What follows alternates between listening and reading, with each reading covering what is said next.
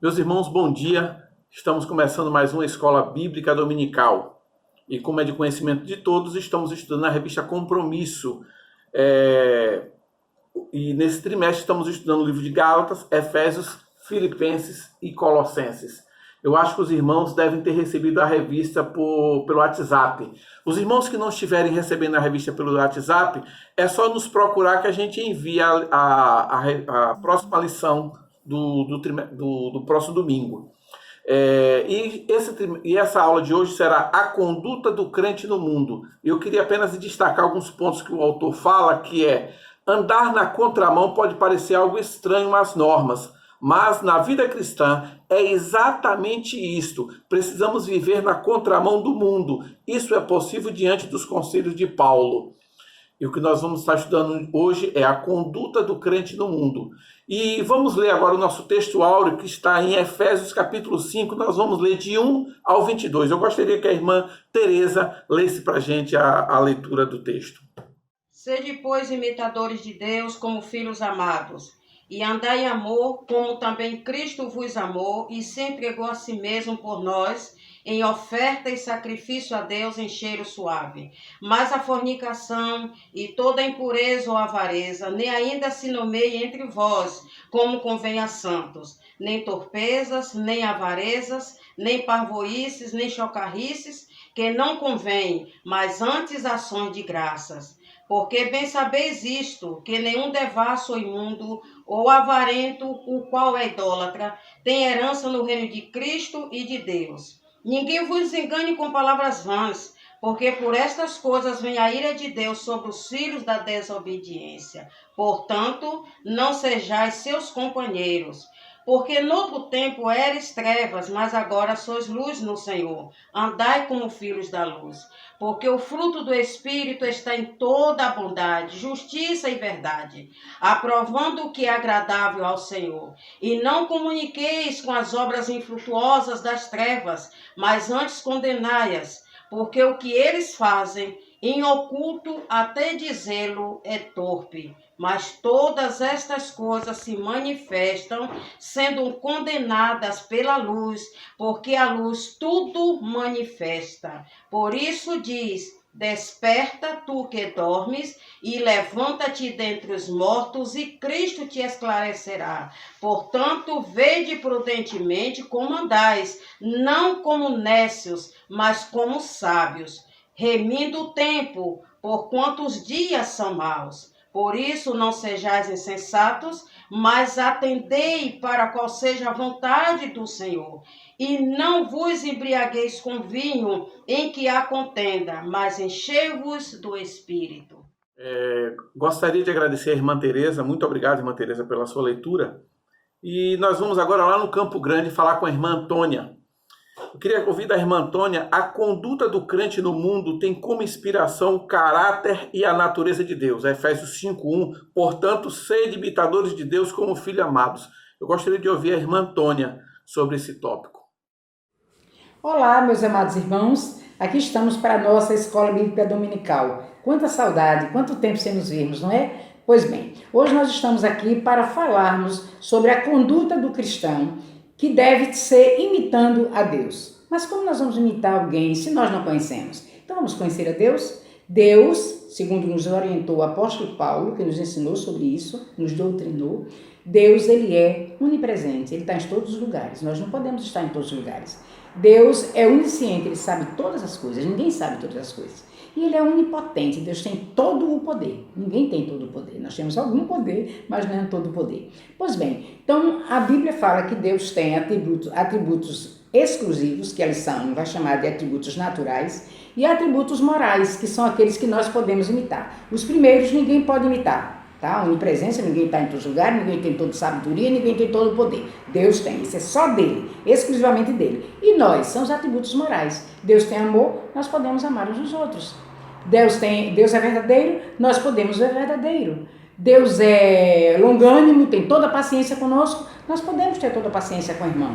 Agora, vamos pensar mais de uma coisa. Até a santidade é uma qualidade, um atributo de Deus. Nós somos feitos à semelhança de Deus, então qualidades dele também podem ser nossas em menor escala. Ele sempre é perfeito na qualidade dele, quer seja moral, quer seja o atributo natural. De modo que ele é totalmente, nós somos até onde a nossa humanidade pode, mas se nós buscarmos a Deus, nós poderemos melhorar a nossa santidade. Então, a própria Bíblia diz que sejamos santos, porque sem santidade ninguém verá o Senhor. Então, quer ver Deus? Seja santo. Quer estar com Deus? Siga a santidade. E assim nós veremos ao Senhor Deus. Pois bem, meu irmão, chegamos ao fim desse tópico, né? Fica agora com o próximo tópico e até qualquer dia, quando o irmão ilustre diretor nos der mais uma oportunidade. Bye! Muito obrigado, irmã Antônia, por suas palavras. Vamos agora lá na paralela, vamos falar com a irmã Sara. Vamos falar com a irmã Sara. Eu gostaria de ouvir de Sara: a conduta do crente no mundo precisa ser firme e bem consciente da realidade do pecado. Eu gostaria de ouvir a nossa jovem irmã sobre esse tópico, que está em Efésios capítulo 5, 3 e 6. Bom dia, meus irmãos, a graça e a paz de Jesus. Então, eu irei falar sobre o tópico 2 da revista, que fala sobre a conduta do crente no mundo precisa ser firme e bem consciente da realidade do pecado. O texto básico que vamos utilizar é Efésios 5, dos versículos 3 aos versículos 6.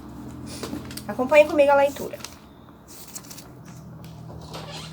Entre vocês não deve haver sequer menção de imoralidade sexual, como também de nenhuma espécie de impureza e de cobiça, pois essas coisas não são próprias para os santos. Não haja obscenidade, nem conversas tolas, nem gracejos imorais, que são inconvenientes, mas, ao invés disso, ações de graças. Porque vocês podem estar certos disso. Nenhum imoral, ou impuro, ou ganancioso, que é idólatra, tem herança no reino de Deus e de Cristo. Ninguém os engane com palavras tolas, pois é por essa causa que a ira de Deus vem sobre os que vivem na desobediência. Portanto, não participem com ele dessas coisas. Então, meus irmãos, a revista traz, trazendo a discussão sobre esse texto, a ideia do hedonismo. E o que seria esse hedonismo? Hedonismo, ele é uma filosofia de origem grega que tem diversas vertentes, mas basicamente ele fala sobre a busca incessante pelo prazer.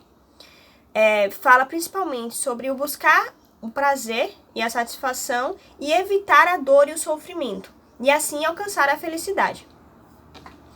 E o hedonismo ele não está relacionado apenas ao prazer sexual, mas tudo que o nosso corpo entende como satisfação, seja comida, bebida, a tecnologia, enfim, satisfazer o corpo e os nossos impulsos naturais, o que o nosso corpo naturalmente deseja. E essa busca por essa felicidade, esse não sofrimento, tem adentrado as igrejas, né? Com discursos triunfalistas que prometem felicidade, prometem não ter sofrimento, né? Vitória. Afinal de contas, né? Nós somos filhos do Altíssimo, Deus do ouro e da prata, porque Deus não ia querer fazer os filhos dele sofrer, né? Mas, na verdade, meus irmãos, o Evangelho de Jesus é totalmente no sentido oposto a isso. O caminho que Jesus fez para a cruz, na verdade, foi um caminho de dor, um caminho de sofrimento, um caminho de abnegação. E esse é o caminho que nós, como seus discípulos, devemos seguir. Então, hoje, é muito difícil a gente ouvir falar de martírio, de cruz, sabe, de mortificação da nossa vontade. Só que lá em Lucas 9, 23, o próprio Jesus ele diz, né? Quem quiser vir após mim, negue-se a si mesmo, negue as suas vontades, tome a sua cruz e siga-me. Em Gálatas 2, 20, também temos aquele texto famoso que todos os irmãos conhecem, né? Pois já estou crucificado com Cristo, e vivo não mais eu, mas Cristo vive em mim. Em Gálatas 5, 24, ainda diz assim: os que pertencem a Cristo, Jesus, crucificaram a carne, com suas paixões e seus desejos. Se vivemos pelo Espírito, andemos também pelo Espírito. Então, meus irmãos, o ato da crucificação dos nossos impulsos naturais é um ato doloroso. É algo que realmente gera sofrimento porque vai contra a nossa natureza. E, sinceramente, irmãos, ninguém quer sofrer. Porém, nós que decidimos caminhar com Cristo, nós participamos do seu sofrimento para podermos futuramente participarmos da sua glória junto com Ele. Amém? Lá em 1 Pedro 4,13 diz justamente isso. Contudo, alegrai-vos por seres participantes do sofrimento de Cristo, para que também vos alegreis e exulteis na revelação da sua glória. Amém. Uma coisa que eu acho interessante, irmãos, é que o apóstolo Paulo, quando ele fala, né, sobre esses impulsos naturais, ele não fala como se o cristão não tivesse isso. Não, os cristãos, é um povo santo separado, não sente isso. Pelo contrário, o cristão, ele tem desejos e impulsos maus, ruins, e que provém da natureza humana. Mas nós precisamos mortificá-los, levar todo o pensamento, né, cativo à obediência a Cristo. E vocês podem pensar, alguns podem estar pensando assim, né, sobre esse texto. Não, graças a Deus, eu não tenho problema com isso. Imoralidade sexual? Não, isso aí pode ser coisa de outra pessoa, mas eu não tenho problema com isso.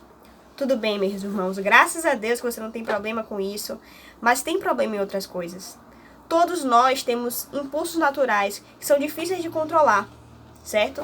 Nós cristãos, nós temos a tendência de colocar mais peso, né, sobre as questões relacionadas à sexualidade, como se existisse um ranking de pecados e o da sexualidade estivesse lá no pior pecadão. Mas nós sabemos, né, nós aprendemos desde criança que Deus não faz distinção de pecado, de pecadinho e de pecadão.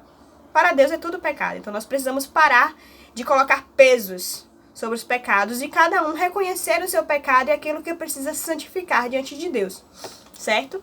Todos nós temos algum mau desejo. Cada irmão sabe qual é o seu impulso natural que você precisa levar cativo à obediência a Cristo.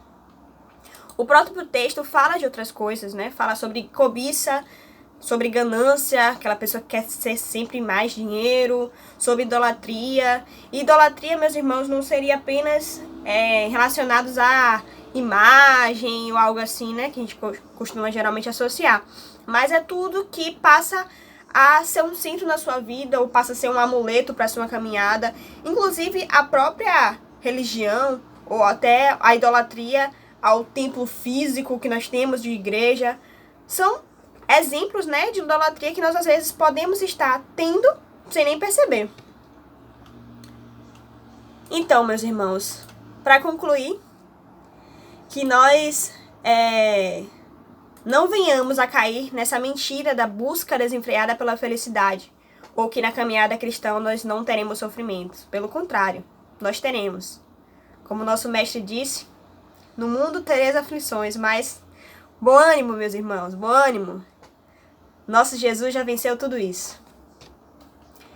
Segundo, que nós possamos participar dos sofrimentos de Cristo, levando a nossa cruz, crucificando a nossa carne e nossos maus desejos, sejam eles quais forem, para que futuramente possamos participar da sua glória também. E por último, que possamos nos reconhecer como os imperfeitos e carentes da graça do Pai, não estabelecendo um ranking para pecado, mas desejando verdadeiramente viver uma vida santa, buscando agradar ao Pai e fazer a sua vontade. Amém? Agradecer as palavras sábias da irmã Sara. E nós vamos agora bem longe. Nós vamos agora em Amélia Rodrigues, porque eu gostaria de ouvir do pastor Gilson sobre a conduta do crente no mundo precisa ser refletida e proclamada com a excelência familiar. Efésios capítulo 5, 22, 25, 6 e 14. Mas só que antes disso, eu gostaria de ouvir a irmã Sônia lendo esse texto, Efésios capítulo 5, versículo 22. Logo em seguida, nós vamos ouvir o pastor Gilson. Efésios 5, de 22 a 33.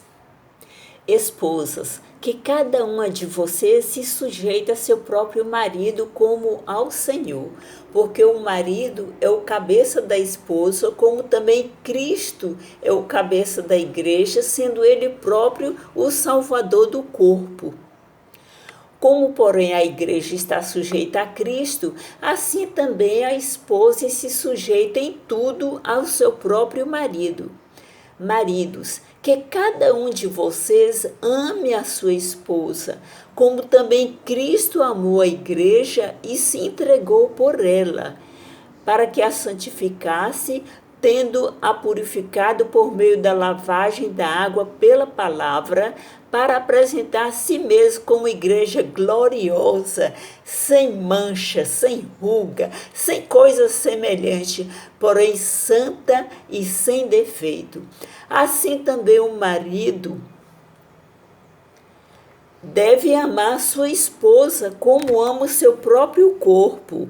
Quem ama a sua esposa ama a si mesmo, porque ninguém jamais odiou o seu próprio corpo. Ao contrário, o alimenta e cuida dela, como também Cristo faz com a igreja, porque somos membros do seu corpo. Eis porque o homem deixará seu pai e sua mãe e se unirá à sua mulher, tornando-se os dois uma só carne. Grande é esse mistério, mas eu me refiro a Cristo e à igreja. No entanto, também quanto a vocês, que cada um ame a sua própria esposa como a si mesmo e que a esposa respeite o seu marido. Bom dia, graça e paz, meus queridos e amados irmãos da Igreja Batista Sião. Obrigado a Gil pelo convite, um forte abraço ao pastor Walter e obrigado pela confiança de sempre.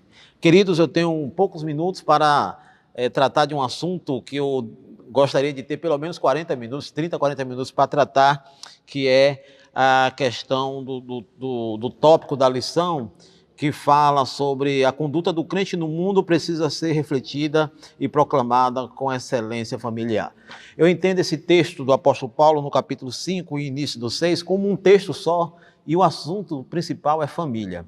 E para que a gente entenda e consiga colocar em prática esse organograma, essa estrutura familiar, onde diz no versículo 22 que a mulher deve ser submissa ao marido, no versículo 25 diz que o marido deve amar as mulheres como Cristo amou a igreja, e no capítulo 6, os filhos devem obediência aos seus pais, e no 4, que não provoqueis a ira dos vossos filhos, mas criai na doutrina e demonstração do Senhor. Só consiga entender esses versículos, sendo ele uma realidade, a partir de uma conduta cristã adequada. Essa conduta cristã adequada, de renúncia, de mudança, de nascer de novo, de vida transformada, vai nos capacitar, vai nos encher do Espírito. E é o Espírito Santo que vai nos dar o direcionamento e a capacitação necessária para poder viver uma vida familiar de acordo com o organograma, de acordo com a estrutura planejada por Deus. Porque se não for pelo enchimento do Espírito como resultado de uma vida, de um padrão de vida cristã,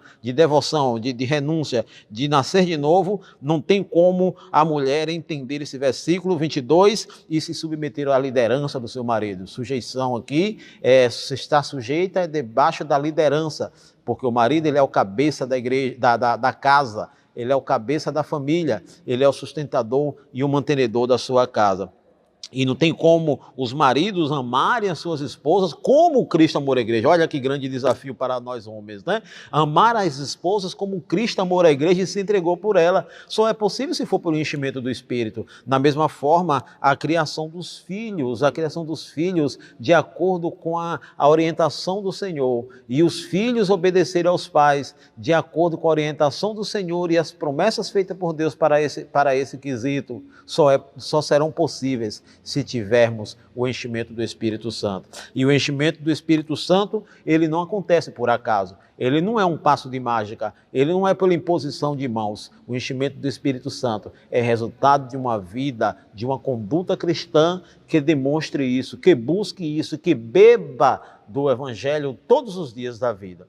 Eu espero ter contribuído para esta EBD nesse momento. O tempo é curtinho, mas espero ter passado o recado para que, juntamente com os outros tópicos que outros irmãos estarão comentando, juntando tudo, você extraia o ensino bíblico verdadeiro para a sua vida. Deus abençoe, minha querida Igreja Batista Sião. Deus abençoe a todos e um dia de paz na presença do Senhor, em nome de Jesus. Agradecer a sua participação, pastor Gilson, em nossa EBD.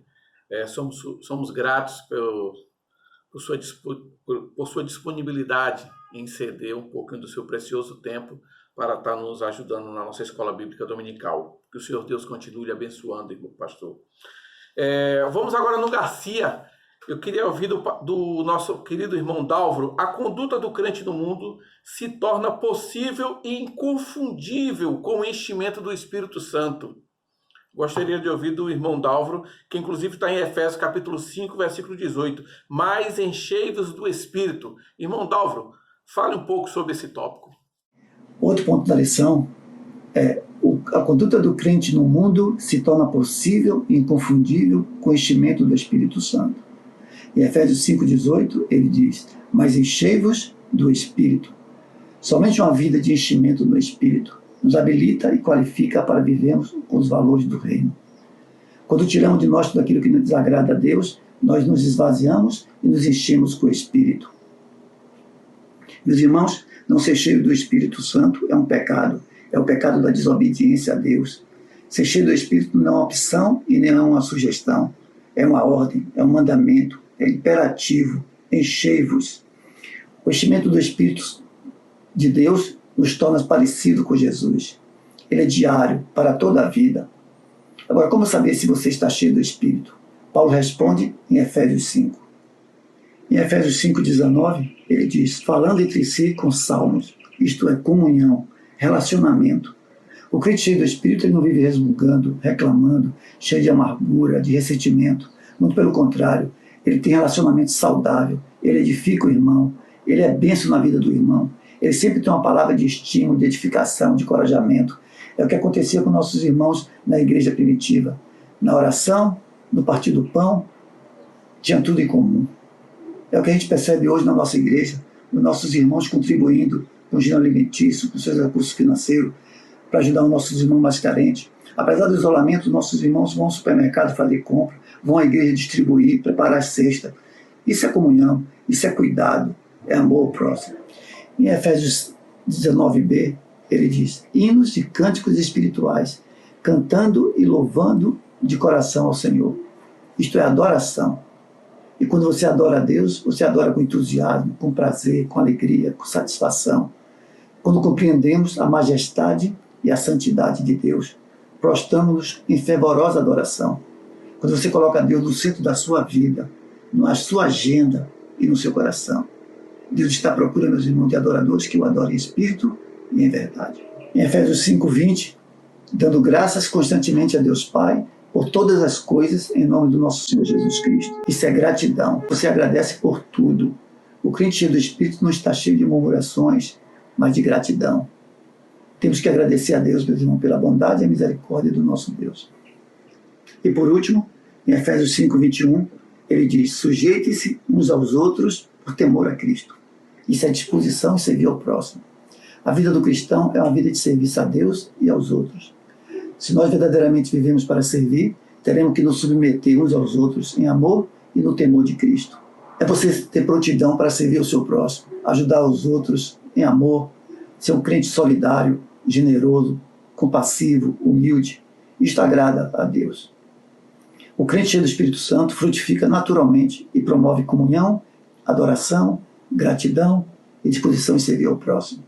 A maneira pela qual eu vivo vai dizer se eu sou cheio ou não do Espírito Santo. Porque aquilo que sai da minha boca promove comunhão, adoração, gratidão, disposição em servir ao próximo. E que Deus nos abençoe. Irmãos, vamos ter outra participação agora também do nosso professor, o pastor Jurandir. Eu gostaria que o pastor Jurandir nos falasse sobre a conduta do crente no mundo é vitoriosa porque temos a armadura de Deus. Pastor Jurandir, pela sua experiência de vida, sua experiência cristã, sua experiência como professor de universidade, acho que o senhor tem bastante bagagem para nos falar sobre esse tópico, por favor. Paz e graça, igreja. Estamos na lição 9, que trata da conduta do crente neste mundo. Especificamente no item: a conduta do crente no mundo é vitoriosa, porque temos a armadura de Deus. Logo no início desse item, o autor faz 3 advertências. A primeira é essa: a armadura é de Deus e não nossa. Portanto, aqui não vale estratégias, princípios, táticas, cálculos. É algo predeterminado por Deus. A segunda advertência, ela foi providenciada por Ele para que a usemos em tempos de dificuldades, em tempos de lutas. Nosso Senhor Jesus Cristo nos disse: no mundo tereis aflições. É nessas circunstâncias que temos de usar a armadura de Deus. E a terceira advertência é essa. Às vezes queremos fabricar a nossa própria armadura, dar o nosso jeitinho para superar as situações conflituosas, e isso não dá certo. Irmãos, antes de falarmos especificamente sobre as partes que compõem a armadura de Deus, faz-se necessário refletir sobre que tipo de guerra é essa na qual essa armadura está inserida. Que tipo de luta é essa? Não é tanto uma luta material. Aqui não envolve corporeidade, o apóstolo nos diz carne e sangue. Mas aqui a luta ela é espiritual. Lá em Efésios, capítulo 6, versículo 12, o apóstolo nos diz: porque a nossa luta não é contra o sangue e a carne, e sim contra os principados e potestades, contra os dominadores deste mundo tenebroso, contra as forças espirituais do mal nas regiões celestiais. Portanto, estamos combatendo algo que não estamos vendo, né? Não se trata de combater fenômenos, aquilo que se vê, o phainomai, mas aquilo que está por trás do fenômeno, aquilo que está por trás da aparência, o nomai, aquilo que sustenta o fenômeno. Então aqui, irmãos, precisamos entender que se trata de poderes, de entes espirituais, né? E que se manifestam na forma humana, nos sistemas estruturais da sociedade, na cultura. Romanos 12, 2 é bem sintomático a esse respeito. O apóstolo nos diz: e não vos conformeis a este mundo, mas transformai-vos pela renovação da vossa mente. Aqui precisamos meditar rapidamente sobre duas palavras: conformar e mundo.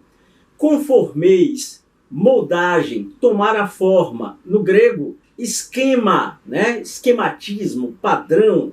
E mundo. Mundo aqui não é cosmos, né? O mundo natural, o mundo perceptível. Mundo aqui é aeon, que significa era presente, caracterizada por uma série de qualidades, costumes, padrões morais e espirituais, degradações, estados maléficos e etc. Né? Estamos aqui, queridos, a falar de batalha espiritual. Mas o que é batalha espiritual? Batalha espiritual é uma luta épica contra Satanás e seus anjos, contra os principados e as potestades. Ela está sendo travada diariamente, onde nós vivemos, em nossos lares, nossos escritórios, nossos casamentos, nossa igreja e no íntimo do nosso coração. Portanto, queridos, estamos a falar de situações que envolvem a nossa vida espiritual. Agora, quando o apóstolo Paulo se remete à armadura de Deus, ele está fazendo, na verdade, uma metáfora com toda a armadura de um legionário romano, né? O legionário tinha escudo, tinha espada, capacete, lança, peitoral. Vamos falar brevemente sobre cada uma dessas armas, né? São armas defensivas e armas de ataque. Cinturão da verdade e couraça da justiça. Cinturão da verdade é a coerência de um caráter moldado. O cinturão prende todas as partes da armadura, né? A coerência moral do crente. Couraça da justiça é a justificação de Deus. Eu sou justificado, eu sou justo, tzadik, porque crio no Filho de Deus. Tá?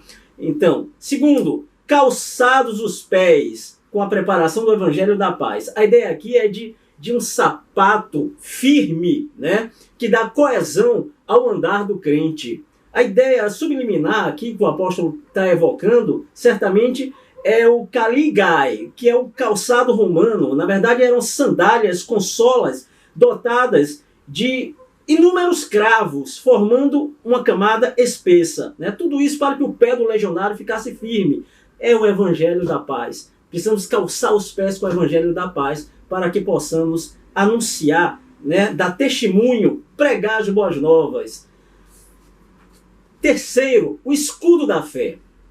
Devemos pensar aqui, irmãos, no princípio da nossa fé, que consiste na entrega, ou seja, no depósito das nossas vidas nos braços de Cristo, que nos salva. Então a nossa fé consiste nisso, né? De ter as nossas vidas na mão do Senhor Jesus Cristo, nos braços do Senhor Jesus Cristo. É o escudo da fé, isso nos protege, a minha vida está protegida nos braços dele.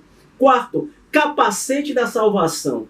A melhor tradução não é capacete da salvação, mas capacete que é a salvação. A salvação é o nosso capacete, é a nossa salvação dada por Cristo, que me protege de ser destruído, desintegrado pelos efeitos corrosivos do pecado. Né? A salvação protege a nossa cabeça. Né? A nossa cabeça está sob a cabeça de Cristo. A nossa salvação é um capacete que nos protege das dificuldades impostas pelo pecado.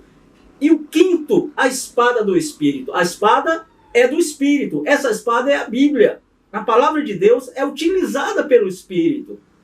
E utilizada em nosso favor, ela é vitalizada em nosso favor, ela nos ensina, nos redargue, nos exorta. Portanto, a espada do Espírito, a quinta e última arma mencionada pelo apóstolo Paulo. Com essas armas, irmãos, nós vencemos as ciladas do diabo e o esquematismo desse mundo, a cultura desse mundo. O autor conclui dizendo que estamos numa batalha de natureza espiritual e que, portanto, precisamos de armas espirituais. Olha aí, o evangelismo, a certeza de salvação e a palavra de Deus. Que o Senhor nos abençoe e nos guarde. Amém. Irmãos, eu queria agradecer muito aos professores de hoje. Eu gostaria apenas de voltar no texto áureo, que diz: portanto, estais atentos para que o vosso procedimento não seja de tolos, mas de sábios, aproveitando bem cada oportunidade, porque os dias são maus. E tem um ponto interessante que o autor da nossa revista hoje fala, que é o seguinte: conceitos de pecado que a sociedade apresenta nos dias de hoje. A tendência tem sido negá-lo, amenizá-lo. Para alguns, o pecado é resultado de algo ditado por impulsos íntimos e circunstâncias, excluindo assim a responsabilidade da escolha. Outros focam o prazer, sentir-se bem, não importa o custo e os meios, ou seja, não importa, eu quero me sentir bem. Se é pecado ou não, isso é o que menos importa. O importante é o meu prazer, é a minha felicidade. E tem outros que falam sobre a teoria da evolução. O que a Bíblia chama de pecado, a evolução trata como sendo a herança de uma vida primitiva, vida animalesca. E a revista termina dizendo o seguinte, irmãos: como viver a conduta do reino de Deus neste mundo tenebroso, ruim e mau? Fincando bem firmes as estacas dos nossos princípios que não podem ser removidas, colocando como ideal de projeto de vida ser imitador de Deus e valorizando e proclamando a família como instituição divina. Meus irmãos, é isso que o autor fala de a conduta do crente no mundo. Gostaria de agradecer a participação de todos os irmãos, tanto os professores que nos apoiaram hoje dando aula, como dos irmãos que estão acompanhando a nossa EBD. Um grande abraço a todos, meus irmãos, e até o próximo domingo. E que o povo de Deus diga amém.